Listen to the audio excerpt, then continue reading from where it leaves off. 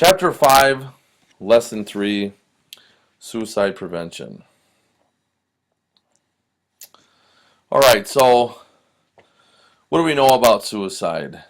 Well, there's a couple things that we have to get across here. Number one, that some of the vocabulary words are alienation, which is feeling isolated or feeling separated from other people. Sometimes people who are kind of feeling alone, so many times even isolate themselves or alienate themselves even more so.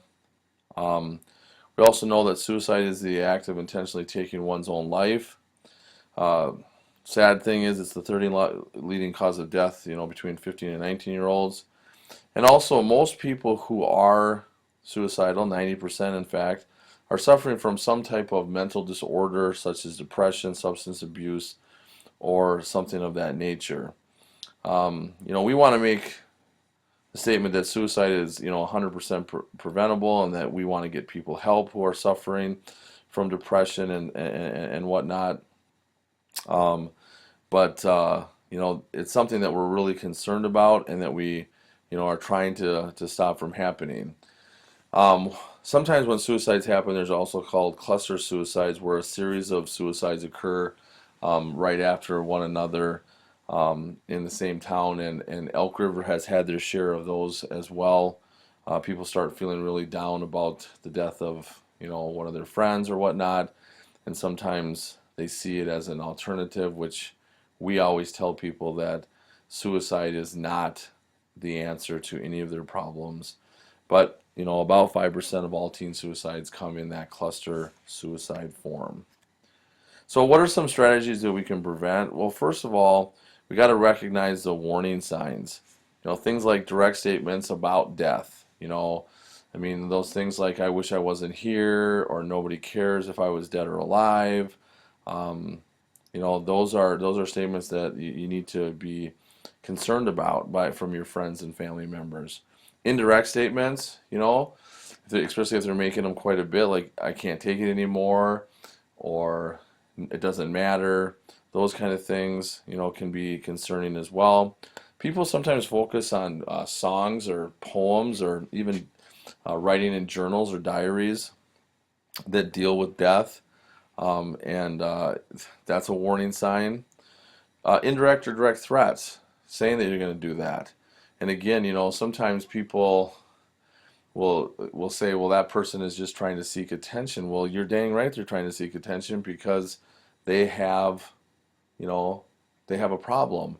And, somebody has to be hurting pretty bad for them to be able to say, "I think I'm going to commit suicide." And then an unusual obsession with death, and that can come in a lot of different forms, but that's a warning sign. As well as things like withdrawing from friends, dramatic changes in their physical appearance. Maybe they dyeing their hair, maybe they got a bunch of piercings, maybe they have started to dress in a different style, whatever the case may be. Sometimes, they stop doing their schoolwork. They stop just going out and having fun with people. They sometimes People who are athletes may stop, becoming involved in their athletic competitions and whatnot. And then the other one that's a pretty classic sign is the whole giving away of personal belongings. Sometimes people will buy gifts for them, or they'll give them something that means a lot to them, which are all warning signs that something's not right. Substance abuse can be a warning sign, and obviously, especially if they're drinking alcohol and they're depressed or they're taking depressants, that can lead to a really big depression. So we're concerned about that. Complaints about physical ailments, stomach aches, headaches, and fatigue. Uh, Not in itself is that necessarily a warning sign of suicide, but in combination of the other ones that we talked about. Being bored or indifferent to things that are going on can be one. And then just having some really different behaviors, like violent actions that aren't normal, rebellious behavior where people are kind of doing things that are like out of the ordinary, and are like something that is really not their personality. and then really not open to hearing any type of praise or reward for things that they're doing well can again in itself probably not a indication of suicide, but can definitely be in that with a combination of other things. Joining us now is child psychologist and early show contributor Dr. Jennifer Hartstein. And we should point out, this is really your area of expertise is depression, self-injury, suicide in teens. So it's so good to have you here on this topic. Thank you.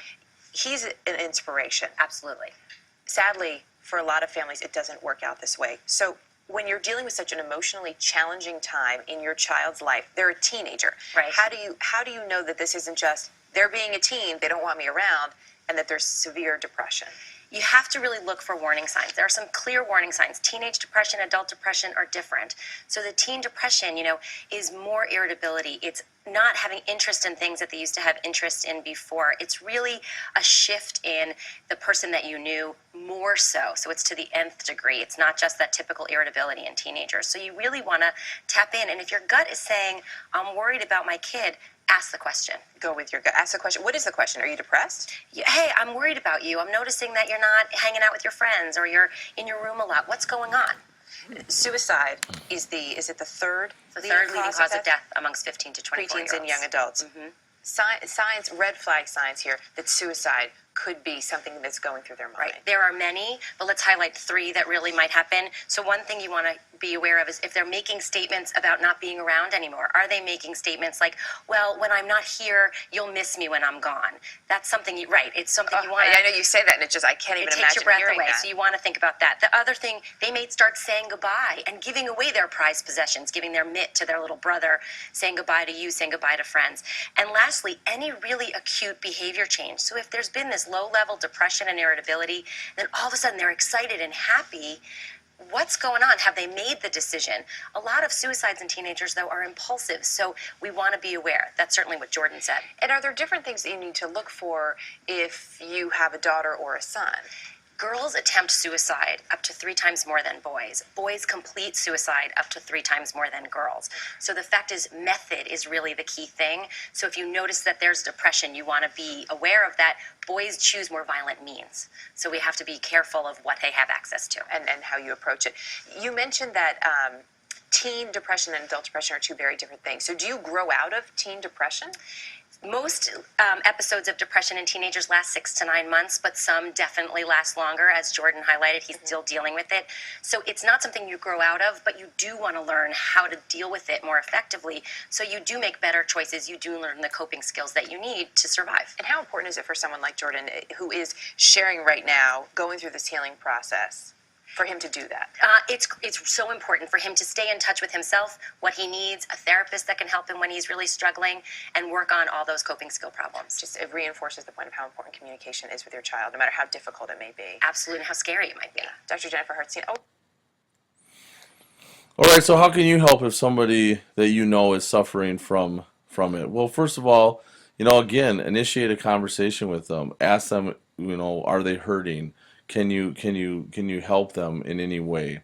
Show support by asking them questions. Try to persuade the person to seek help, because you are not a professional, and you need to understand that they need to see somebody who is a professional and can help them, get through this issue. Any talk that they have about it is something that you need to take serious about it. You need to show empathy. You need to say to them, I feel bad for you that you're going through this, and you don't want to give them the whole I've been there, done that, and it's okay. Or if they've broken up with their boyfriend or girlfriend, there's plenty of fish in the sea. You need to understand that they do have problems, and that you're willing to listen. Try to stress though that their problems are temporary, and their problems will go away at some point. But you also have to make sure that they're open to the idea that you get it. Make clear that that they want to end their pain, but you have to tell them that suicide is not the answer. You may want to ask them if they have a specific plan. That's kind of seems a little bit morbid, but what you're trying to do is you're trying to gain an idea on the immediacy of it. I mean, if they have a really detailed plan, then they probably have thought a lot about this. If they say they just don't know how they're going to do it, it may give you, an idea that they may not be quite as serious about it. But again, you need to take all talk of suicide extremely serious. Suggest that they talk to an adult. You're not old enough. I'm freaking out when people tell me that they're feeling like doing that. So I'm trying to get them professional help as well. Do not agree to keep a secret. I will tell you that you'll be very, very sorry that you've kept a secret, especially if something happens and they decide to do something with that. And hopefully it'll be a situation where they can get some help, and you can feel good that you at least initiated the conversation and got them to receive the help that they need.